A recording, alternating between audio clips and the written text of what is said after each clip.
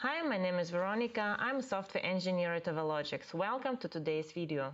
This is a short introduction to the protocol stack and set of IT commands of EvoLogics S2C modem. I will demonstrate you some modem functionalities, basic modem configuration, and communication commands. I will show you how to monitor the transmission and receiving process, and in the end we will take a look to some troubleshooting examples. Let's begin. So to start working with our modems, we need to understand the EvoLogics protocol stack. To do that, take a look at the standard OSI model that divides a communication system into 7 layers.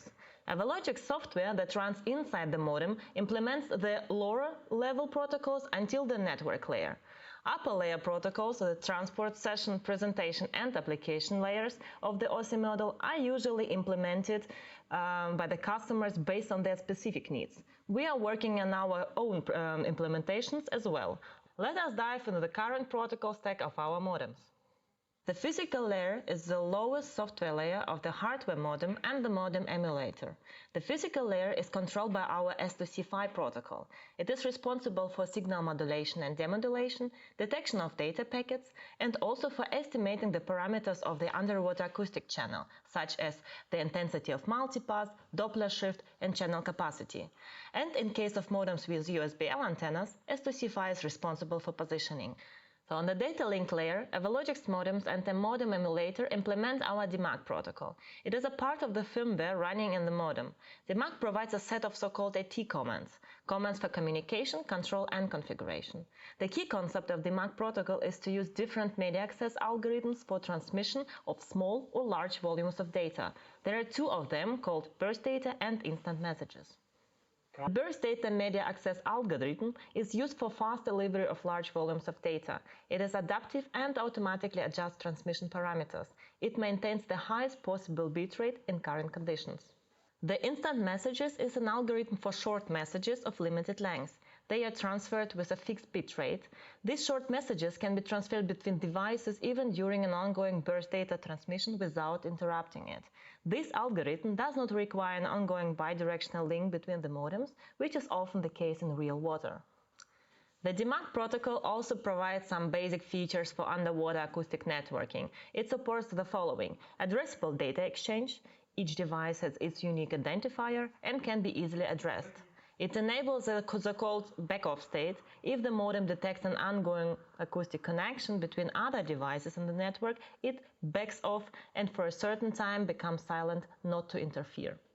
The DMAC supports unicast and broadcast instant messages. These short instant messages that can be sent to either one particular device or to all modems in the network.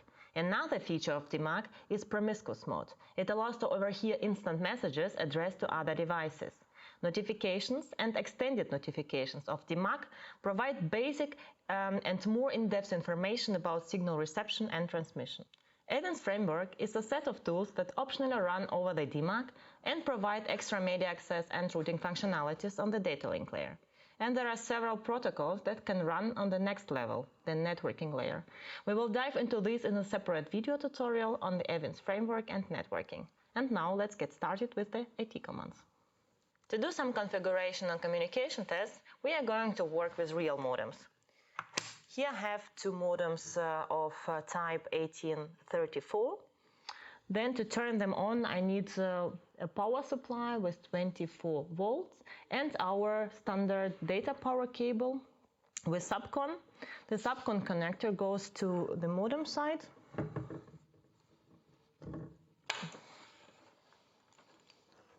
So the same I do with the second modem. So on the other side we have Ethernet connector, which has to be connected to the local network of my PC. I have 2 modems, that's why I use a switch to connect to both of them.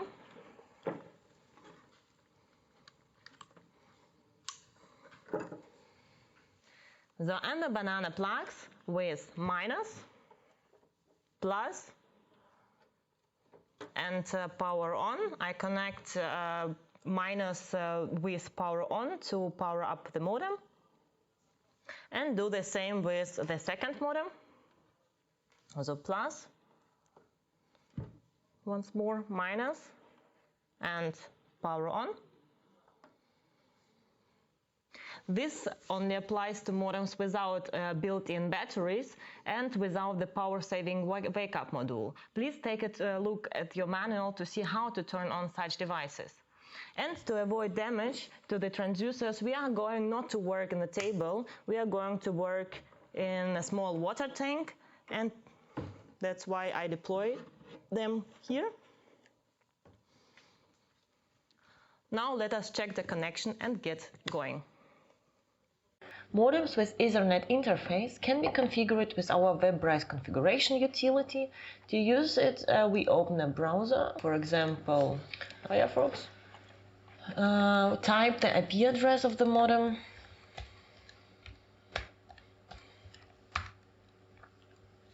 Unless you changed it, the IP address can be found in the factory certificate of your device.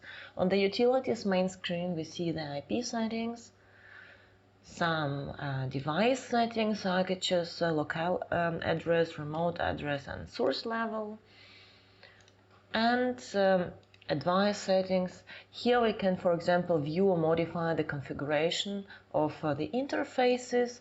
What we see here are the open ports for the users to work with IT commands. In this case, although normally the port number is 9200, we are going to work with port 9200, which is the default for EvoLogics modems.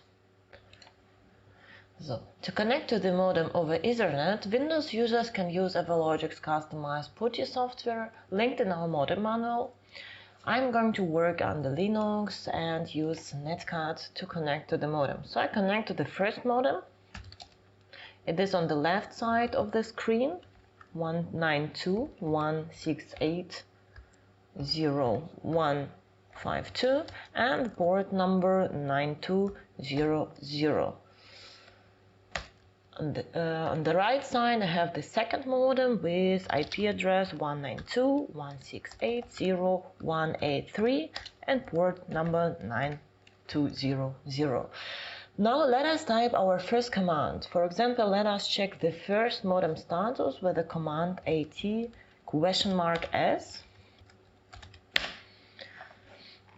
So the modem responds with its status initiation listen, and it means the modem is ready for acoustic transmissions.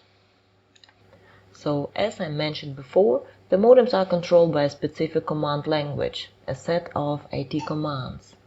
There are different types of commands. Commands for data control, for example, to close an acoustic connection, sending and receiving messages, used to send burst data or instant messages, value request commands, to request, for example, for an acoustic address or source level, and commands specific to a data channel. There are also help commands as well to search through the command set. Let us start with data transmission and send an instant message.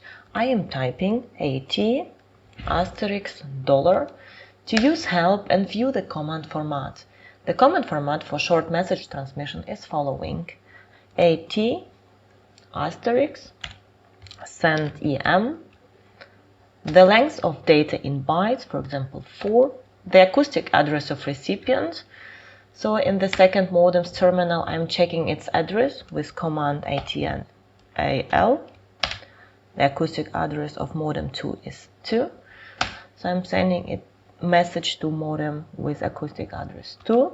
So we can send a message with delivery acknowledgement or without. Let us send with acknowledgement.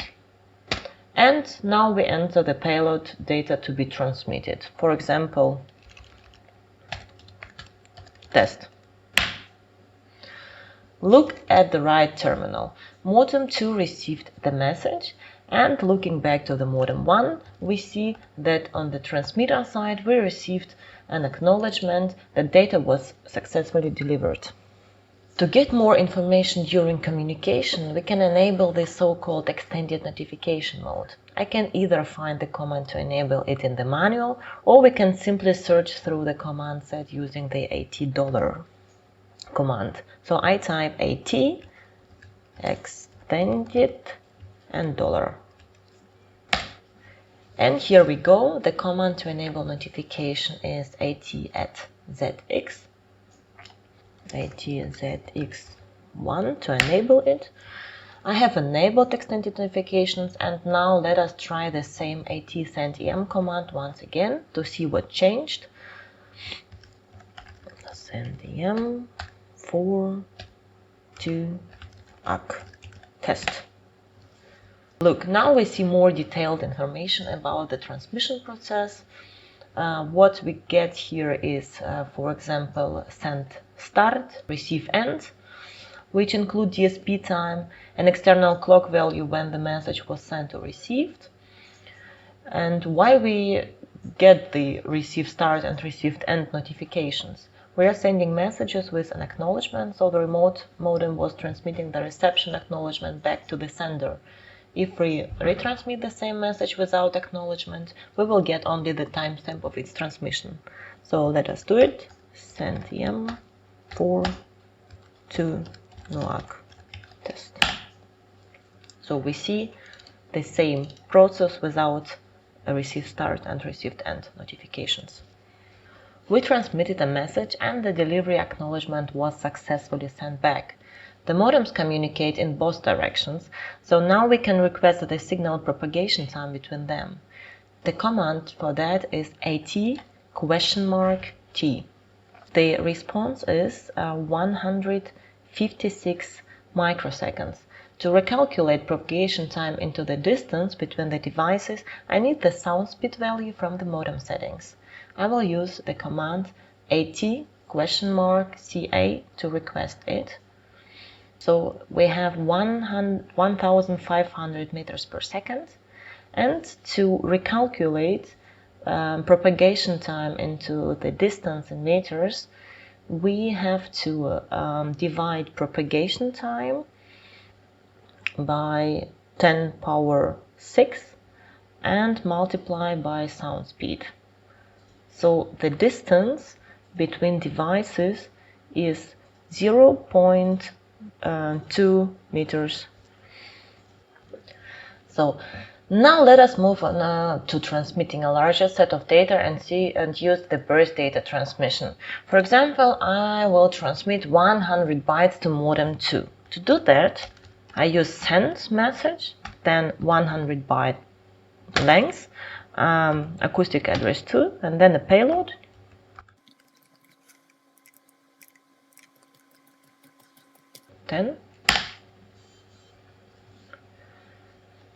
The extended notifications show us more information than what we saw during the instant messages. Here we see the connection establishment handshake between two modems. So we had status initiation established, then we have online status, and so on.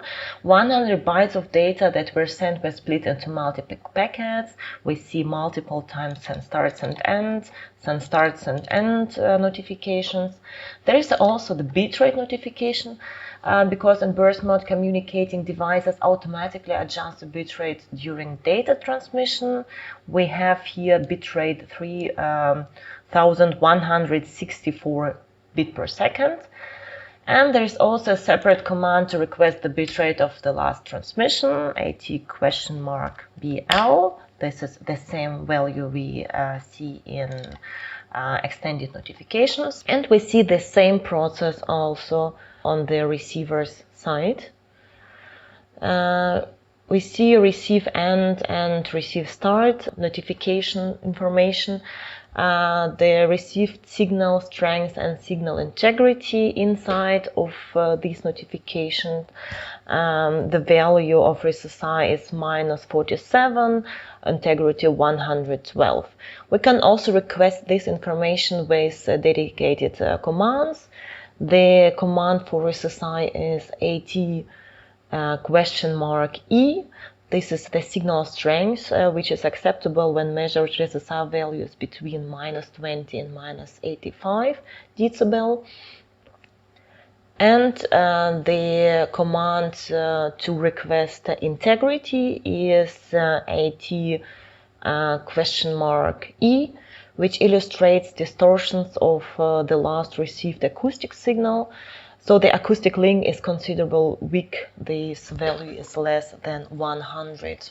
To understand more about the acoustic channel, we can also request the multiple structure with command AT?P. It can be different for the two modems, so we request it on the other side also, and we see they are really different, and it means that acoustic channel is not symmetric. This structure illustrates 8 signal arrivals which are taken into account. The left column is the timeline in microseconds, and the right column is the signal integrity of the arriving multipass components. To request a list of modem settings which influence the data transmission, we can use the command AT&V. The command returns a list of settings and their current values. What we see here is, for example, source level. It is the transmission sound pressure level. I set to 3. Source level control, which is if it is turned on, the modem adjusts its source level automatically. Currently it is off. Then local address, it's acoustic or network address of the local device. Another parameter such as cluster size and packet time influence the burst data transmission and influences also the bit rate. Then the wake-up settings, if a wake-up module is installed. Current sound speed is 1500 meters per second. And another interesting parameter is pool size. It is a buffer which can be set higher for sensor data transmission. All these settings can be changed using the dedicated control commands. In general, all parameters are set to recommended values, and the modem we ship out is ready for deployment. There is also a way to check and modify some settings of remote devices over the acoustic channel. If you have a modem with Ethernet interface, you can use a web-based utility called transponder communication tool. So open a browser, open the configuration utility as you did before, and go to the link transponder communication tools. Now you can pick the remote device that you'd like to request setting from. Choose the acoustic address. We request modem with acoustic address 2. Let's check, for example, battery status of the remote device. So the modems communicate to request and transmit, and you can see it is the value 24 volts. If the remote device is equipped with an acoustic releaser, you can activate it with this tool, release and apply. And if the remote modem has a built-in pressure sensor, you can request it also using this tool. It is 9.2 decibel on the table. Also, you can set the source level setting of remote device. You're going to config and source level 3, apply. Or you have also the response. It is set to 3. We can do the same using source level 2. You can perform the same actions using commands. This is especially useful for modems with serial interface because they do not have a web utility, only commands are available. So the command to check battery voltage is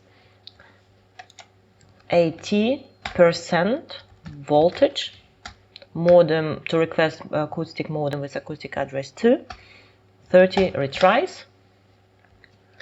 So we see it responds with 24 volts, the same we saw in web utility. To check the battery voltage of local device, the modem we are connected to, I will use AT-BV. There are also some ways to troubleshoot the connection and resolve the issues. If you suspect the communication link is not stable, first you can measure the noise levels. This requires us to switch the modem into so-called noise state. The command for this is atn. We see an initiation noise response, so we are in the correct mode to proceed. Now we can check the noise with command @E. The response is 103 decibel. Now I will try to change this value using my keys to generate more noise.